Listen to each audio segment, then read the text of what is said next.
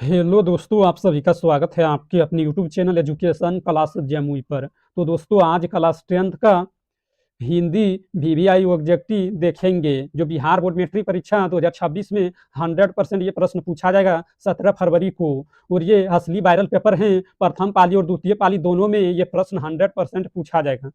तो देखिए, प्रश्न संख्या 1 में कहता है बद्री नारायण चौधरी प्रेमघान का जन्म कब हुआ था। तो इसका करेक्ट आंसर 1855 ईस्वी, ऑप्शन ए।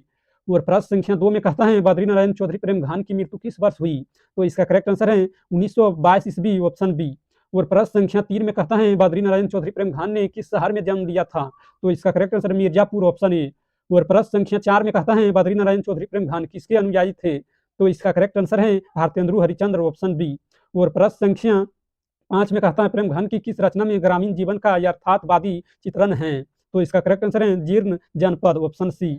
और प्रश्न संख्या 6 में कहता है स्वदेशी कविता किस रचना से संकलित है। तो इसका करेक्ट आंसर है प्रेमघान सर्व स्व, ऑप्शन बी। और प्रश्न संख्या 7 में कहता है प्रेमघान ने किस समाज की स्थापना की थी। तो इसका करेक्ट आंसर है रसिक समाज, ऑप्शन सी। और प्रश्न संख्या 8 में कहता है स्वदेशी कविता में कवि ने किसकी आलोचना की है। तो इसका करेक्ट आंसर है विदेशी वस्तुओं की, ऑप्शन ए। और प्रश्न संख्या 9 में कहता है स्वदेशी कविता में कवि ने किसकी प्रमुख चिंता व्यक्त की है। तो इसका करेक्ट आंसर भारतीयता के लोप की, ऑप्शन ए। और प्रश्न संख्या 10 में कहता है कवि ने किसे भारतीयता का प्रतीक बताया है। तो इसका करेक्ट आंसर है स्वदेशी वस्त्र, ऑप्शन ए। और प्रश्न संख्या 11 में कहता है कवि ने किस कारण भारत में विदेशी वस्तुएं फैलने की बात कही है। तो इसका करेक्ट आंसर है पराधीनता, ऑप्शन ए। और प्रश्न संख्या 12 में कहता है कवि ने किसका चलन भारत में बढ़ने की बात कही है। तो इसका करेक्ट आंसर विदेशी वस्त्र और भाषा, ऑप्शन ए। और प्रश्न संख्या 13 में कहता है स्वदेशी कविता में किस भाषा का प्रचलन अधिक बताया गया है। तो इसका करेक्ट आंसर है अंग्रेजी, ऑप्शन ए। और प्रश्न संख्या 14 में कहता है स्वदेशी कविता में किस कारण भारतीयों की मानसिकता दूषित हो गई है। तो इसका करेक्ट आंसर है अंग्रेजी शासन, ऑप्शन ए। और प्रश्न संख्या 15 में कहता है स्वदेशी कविता में कवि ने किसे छोड़ने की बात कही है। तो इसका करेक्ट आंसर विदेशी वस्तुएं, ऑप्शन ए।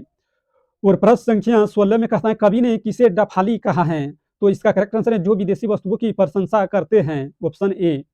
और प्रश्न संख्या 17 में कहता है कवि ने किसे सुखा सुख खुशामद करने वाला कहा है। कवि ने किसे खुशामद करने वाला कहा है। तो इसका करेक्ट आंसर है जो झूठी प्रशंसा करते हैं, ऑप्शन ए। और प्रश्न संख्या 18 में कहता है स्वदेशी कविता में किसका अधिक उपभोग बताया गया है। तो इसका करेक्ट आंसर है अंग्रेजी वस्त्र और भाषा, ऑप्शन ए। और प्रश्न संख्या 19 में कहता है स्वदेशी कविता में किसे भारतीय संस्कृति के लोप का कारण बताया गया है। तो इसका करेक्ट आंसर है विदेशी और वस्त्र, ऑप्शन ए। और प्रश्न संख्या 20 में कहता है स्वदेशी कविता में कवि ने किसका महत्व बताया है। तो इसका करेक्ट आंसर है भारतीयता, ऑप्शन ए। और प्रश्न संख्या 21 में कहता है स्वदेशी कविता में कवि ने किसकी आलोचना की है। तो इसका करेक्ट आंसर विदेशी वस्तुओं की, ऑप्शन ए। और प्रश्न संख्या 22 में कहता है स्वदेशी कविता में किसका महत्व बताया गया है।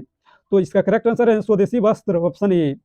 और प्रश्न संख्या 23 में कहता है स्वदेशी कविता में किसे देश की दुर्दशा का कारण बताया गया है। तो इसका करेक्ट आंसर अंग्रेजी शासन, ऑप्शन ए। और प्रश्न संख्या 24 में कहता है स्वदेशी कविता में किसका लोप हो गया है। तो इसका करेक्ट आंसर भारतीय वस्त्र और भाषा, ऑप्शन ए। और प्रश्न संख्या 25 में कहता है स्वदेशी कविता में कवि ने किसे भारतीयता का प्रतीक बताया है। तो इसका करेक्ट आंसर है स्वदेशी वस्त्र, ऑप्शन ए। अगर इस वीडियो पसंद आए तो लाइक करना, और इस चैनल पर पहली बार है तो चैनल को सब्सक्राइब करना, ताकि जब भी वीडियो डालेंगे तो उसका नोटिफिकेशन आप तक पहुंचेगा और आप सबसे पहले देख पाएंगे।